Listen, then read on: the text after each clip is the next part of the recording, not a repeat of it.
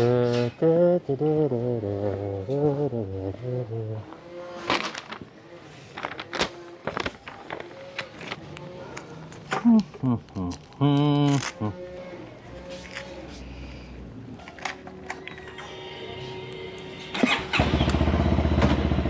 ang gas?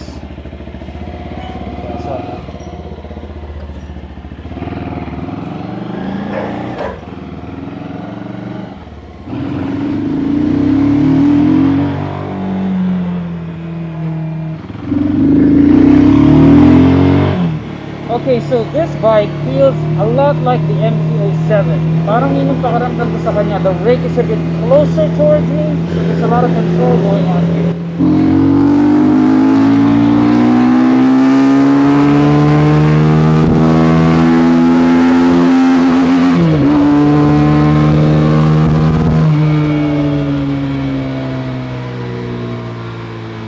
So the gears are nice and long. So it's not going to be short, just like wah, wah, wah. So it's just like wah, wah.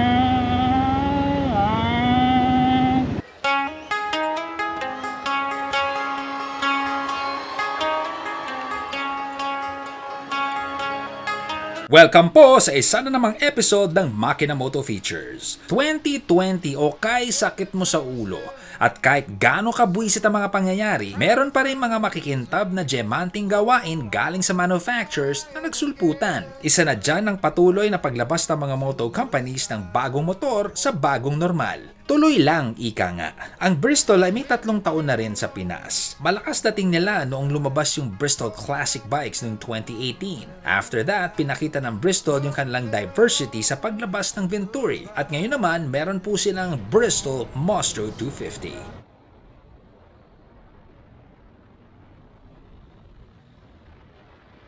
Ang Monstro 250 ay may makinang 249.2cc. Round off na natin to sa 250. 19.5 kilowatts ang lakas niya sa 9,000 RPM or 26 horsepower. Torque naman ay nasa 22 Nm sa 7,500 RPM. Mapapansin na yung buga niya sa power band at hila ay mahahaba gaya ng nakita natin sa simula ng video na ito. Balansyado across the low to mid before tapering off sa high revs. Dahil dito sa gearing ratio niya in 6 gears, pag ganyang long throw, usually tipid sa gasolina yan. Parang style sa mga Royal Enfield gearing.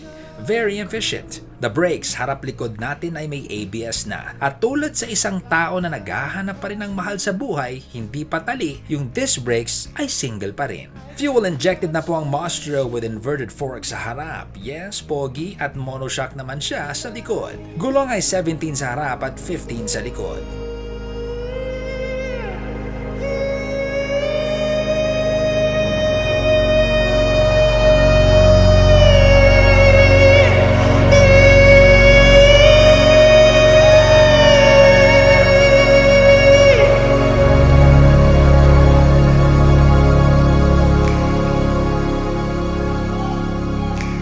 So one of the first things that caught my eye in this bike are these controls. Para saan to? Diba? May sounds tayo, boss. Yeah.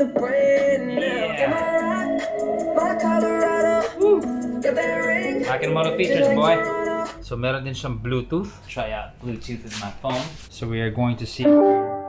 Okay, we are on, baby. Spotify tayo. So, the speakers are somewhere by the side of the tank. I mean, I can hear it. Yeah, there it is. Yeah, I can feel the speakers. It's here. Speakers in motorcycles is not necessarily new. Harley Davidson, yung mga big bikes nila, meron din silang sounds. So dito, it's the first time I've heard, sound system na in-incorporate sa naked sport bike. I mean, aliw din ako, di ba? Considering in this day and age, manufacturers will do anything to just up the game.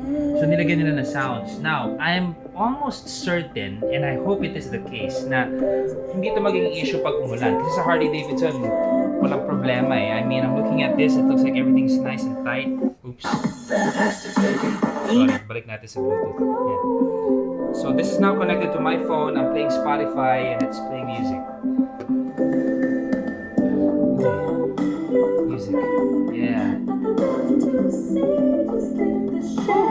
Anyway, so I think it's pretty safe in terms of pag umulan.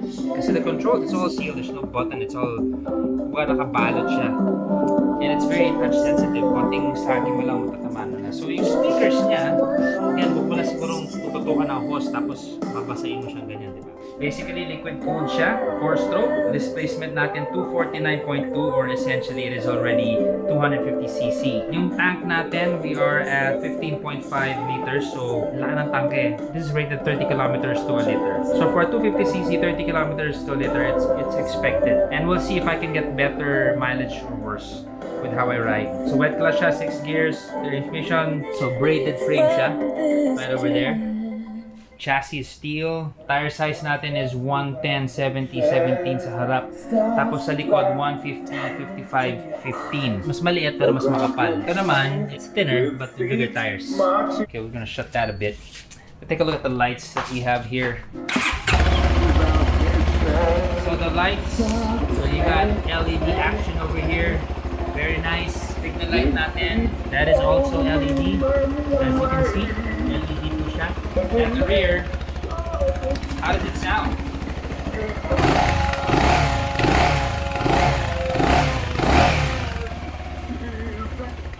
Absolute Plus inverted forks. It's got ABS as you can see, and it's also got ABS in the rear. So what I noticed about the gearing, it's long. For acceleration, it's nice and long.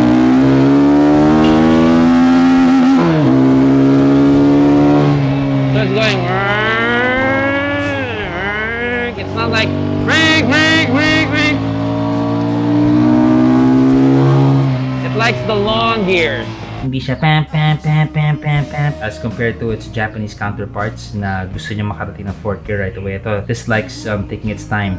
And pag ganyan yung gearing, mas tipid to sa gas in that sense with the trademark of long gearing. So one of the things that I want to commend with the whole design of this bike is the exhaust. It's short, pero hindi siya nawala ng torque like what some other people do. Pag iniklian nila yung pipe, nawawala yung back pressure, ika nga, and nagiging sungaw. This is cut nice and short. It's designed properly, so marami silang ikot-ikot dito. That's a catalytic converter right over there, and it just came out tamang-tama lang. So the pipe is a looker.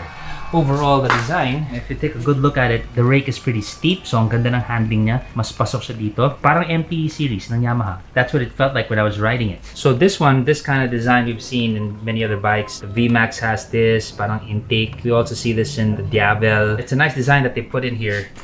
It also has it on the other side. And dyan nila nilagay yung speaker. So acoustically speaking, okay din siya kasi parang niyang binubuga yung tunog. So may silbi din siya. Dyan nila nilagay yung speaker. Audio din siya. When you look at it from this angle, you can see that it's very, very aggressive looking. Yung stance niya, yung tayo niya, brusko yung dating niya. I guess that's why they call it the Monstro. Monstro 250. In fact, nakakaloko to eh. It doesn't look like a 250. I mean, yeah, pag ako nakasakay ako kasi ang laking bulas ko, lahat naman ng motor mo kumalit sa akin. But it looks big. I mean, I think this can pass off for a 400 visually, right? Now, overall, I would say the seat is pretty much on the regular side. Something that I feel that can be improved on also. If you want to customize it, bilhin nito, and you want to customize it, I mean, go ahead. Grab bar bakal siya. We got some ducts going on here as well. I'm not quite sure what the purpose is. It's just for style because mukha siyang net pero hindi siya tumatagos. It's just a plastic. I don't know if you see that. It's just a plastic mesh na buo siya, hindi siya tagusan. The metal work is pretty much standard. I mean, the guys over at Bristol got that part right also. Now, as part of the switches, the grips are pretty clean. Okay din naman siya, malinis. Walang mga anik-anik na mga kailangan mong i-cutter. Ayos naman siya. I'd say the switches are also, man, they're pretty evolving. You know, they're graduating from cheap plastics and they're coming up with okay plastics now. I wouldn't say it's still premium plastic, but it's still certainly better than yung mga cheap plastic na nakikita mo in really cheap bikes. Aluminum finish on the handlebar. Parang inisip nila sa Bristol, alam mo, sa Mostro 250, lagyan na natin lahat. Diba? Bigyan natin ng ABS, bigyan natin ng macho look. Let's give it a sensible engine at 250cc, affordable price, at may sounds. Diba? So, sa masisikip naman, tutuwa ako dito, the front handlebars, hindi siya mabigat. Magang siya madaling i-maniubra. Some nakeds in this category, because of the shorter handlebars, mas weighty siya sa harap. So ito, dahil malapad yung handlebar, maganda yung leverage niya sa pag-ins and outs ng traffic. Sa labas-pasok na masiskip. See? Nice and wide. In terms sa size niya compared sa laki kong bulas na tao at 6 feet, hindi ako masyadong nagmukhang bonjing. I still look big pero hindi naman yung parang nakasakay ako sa malaking aso o maliit na scooter. Malaki-laki na rin tong tignan para sa average Pinoy. Handling sa non-traffic bends, okay na rin, at dito napapakita ang sarap ng sporty standard riding, which means upright ka, komportable, pero yung paa mo, medyo pa rear set.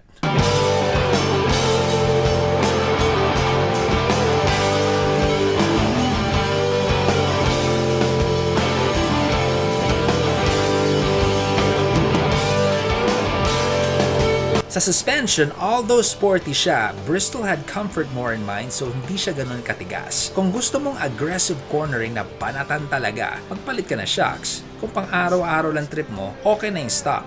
Top speed, rated siya at around 135 kph. At sa aking pagbawalwal, at 170 pounds, nakakuha tayo ng 29.777 tool liter. So okay na okay ito kasi tataas pa yan kung nagtipid mode ako. Wow. It's a big tank. So God, thank you, boss. The brakes of the Bristol. Rear first. Okay. ABS is working beautifully. How about the front? I haven't managed to make the ABS work yet.